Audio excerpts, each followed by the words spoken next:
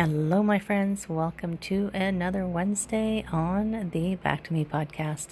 And this one is for you if you are the hustling, go, never stop to rest person.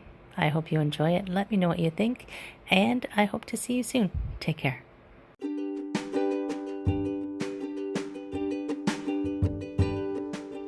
Hi, my friends. Welcome. This is the Back to Me podcast, and this is Heather, and I am super excited that you're here.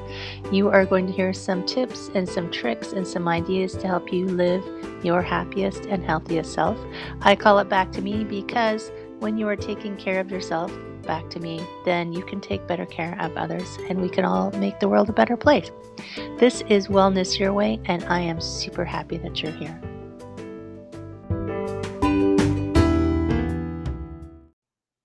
Hey there, my friends. How are you?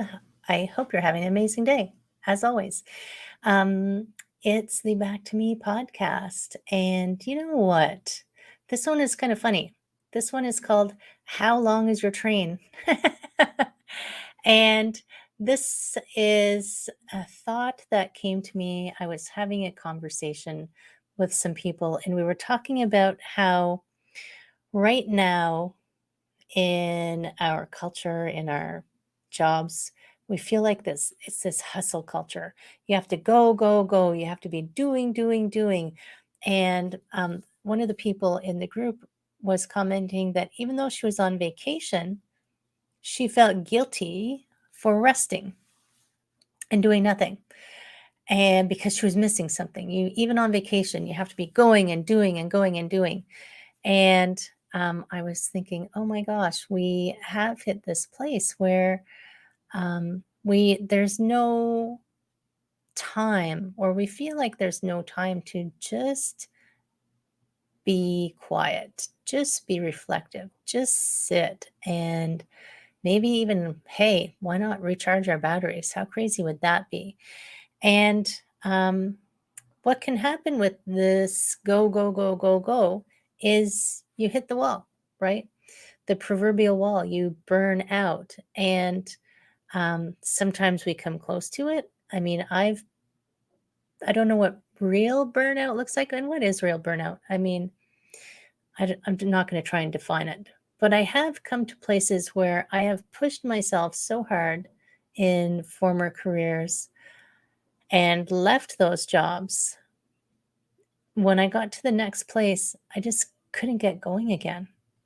You know, it was like I had been going so fast and for so long that I had used up all of my resources. And I was dragging for a long time. And it took me a while to be able to get back up to speed again. Thus, how long is your train? See if you can stay with me with this one. So you know those really, really long freight trains, right? There's a lot of cars, there's a lot going on. When they decide to start moving, sometimes you can see them, like the engine starts and it goes, and then it kind of pulls everything behind it, pulls it back a little bit, and it's trying, and it takes quite a while for it to get going and get up to speed. Sometimes it needs 2 or 3 engines. I don't know that we have found a way for people to have 2 or 3 engines. Right now, we just have our one little engine, just us, the little engine that could. Do you remember that one? So, depending on how much stuff you're pulling behind you, and that could be like anything, your stuff, anything you're pulling behind you. When you stop to rest, it takes longer to get going. It's harder to get up to speed. And I'm hesitating to give you examples of stuff because everybody's got their own unique lineup of cargo behind them. Everybody's got some. If you've come through life, you're going to have some cargo. Sometimes what I think of is, stories, the stories of what we tell ourselves about how we are, about who we are, that's stored in those cars back there. And some of those stories can help us.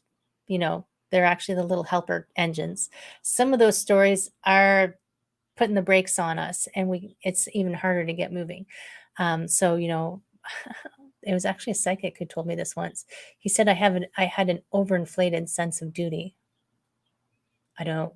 Not sure how to take that, but that's one of the stories I have carrying around back there that I do actually.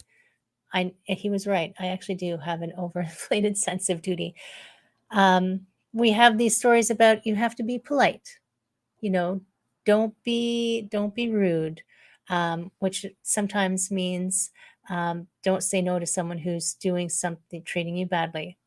Don't be polite. Don't rock the boat. Don't be rude. Um, be thankful for what you have is another story we tell ourselves. Don't get me wrong. I actually am thankful. I have a gratitude practice. I have a gratitude practice to recognize everything. The trees. I'm grateful for the trees. I'm grateful for the birds. I'm grateful for my life. I'm grateful for having a computer that I can talk to you on. I'm grateful for these headphones. I speak more to when the be thankful for what you have is used in the context of it's obnoxious in some ways for you to want more for yourself than you already have. We look down on that. So maybe that's something you're pulling around behind you. But wanting more for yourself, which is what the Back to Me podcast is about. I want more for myself, more health and more wealth. More wealth, more health, more happiness, because I know that's going to ripple outwards to help my family and my friends and my planet and my community. It's going to ripple outwards. So that's not in a negative context. There's the you have to be a good girl or a good boy context of the baggage you've got back there. And and I'm not actually trying to say that when you get your train going, pulling all that stuff behind you, that you should go full speed and keep going and going and going and going. Because if you do get up going full speed, you hit the wall, those are all going to smack up into you and crush you into the wall. What I'm saying is that maybe instead of pulling all of this stuff behind you, maybe you could start to leave some of that cargo behind. It's a process, I know. I was just in a podcast with another coach who was saying the same thing to me. And I had the same struggles you do. I had that, how will I let go of those things? What will I do? What do I need to do to know what I need to do? I don't have an answer for you in the little short podcasts that I do, but it is something to think about. If you were going to let go of some of those stories, first you'd have to recognize them. There's your awareness. Then you'd have to decide that you wanted to not carry that around anymore. And then you have to do something. They're not just going to magically disappear because you saw them, right? So what to do? There are things you can do. Sometimes the awareness helps because then you can see how to cut it loose. You can say, oh, I never realized I did that before. I'm going to stop doing that. Or I'm going to be aware every time I do that. I'm going to change that. So your train full of your cargo, set some loose so that it's easier for you to speed up and slow down and speed up and slow down as you want. Sometimes in life we need to be working hard on something, but at the same time we need the other side of it where we have time to let ourselves rest, to let ourselves be okay with doing nothing. And you might think people are judging you for doing nothing. Maybe they're just jealous that you're doing nothing. Try that one on for size, right? It's okay to do nothing. There's nothing wrong with that. Does it make you lazy? Even though somebody might try to tell you that. So what stories are you carrying around that you can let go of? The first thing you got to do is become aware of them.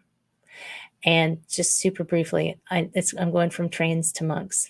So that we have the train analogy, the monks. So there's a story. I'm going to paraphrase it. I might get parts of it not quite right, but it's cool.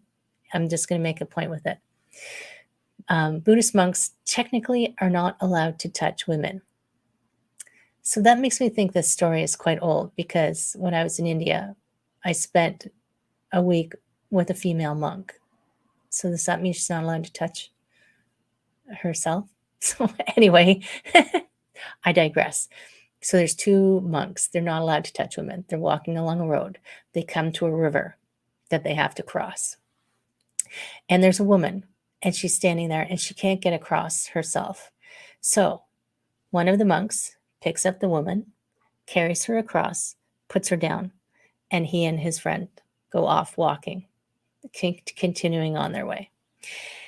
And after, a kilometer or so, the second monk, the one who didn't carry the woman, turns to his friend and says, I can't believe you touched that woman. We're not allowed to touch that. You weren't allowed to do that. I can't believe you did that. And the first monk said, I put her down at the riverbank. Why are you still carrying her?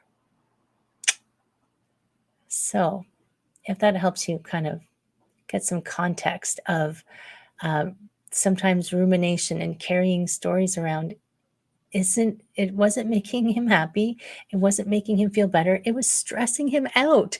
And it wasn't even anything he did. It was something his friend did. So my friends, seriously, what stuff? How long is your train? And can you cut loose some of those cars? The caboose is a cute thing. Find a way to keep the caboose. But you know what I mean. And if you don't know what I mean, heck, send me a message. Let's have a conversation about it. If you don't know how to process some of this, send me a message. Let's have a conversation about it. Let's get you going towards your happiest, healthiest self, right? That's my whole goal for all of this. I hope you have an amazing week. I hope you're enjoying the podcast, by the way. I'm on Anchor, StreamYard. No, this is StreamYard. Anchor, Google, Apple, Spotify, all those things, all those podcast things. So if you catch the video and you're like, I wish I could listen to this in the car, go check out the audio. My friends, peace out.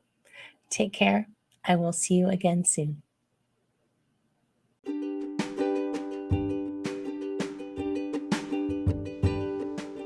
Hi, my friend. Thanks so much for listening to this entire podcast. If you found it useful and you're like me and you like helping others, please feel free to share this. Give it a like, give it a comment. If you found something useful in it, there's a chance that someone else will find something useful as well. Also, if you have any questions at all, I can absolutely help, and I would love to help. You can email me at heather@prosperityflowcoaching.com.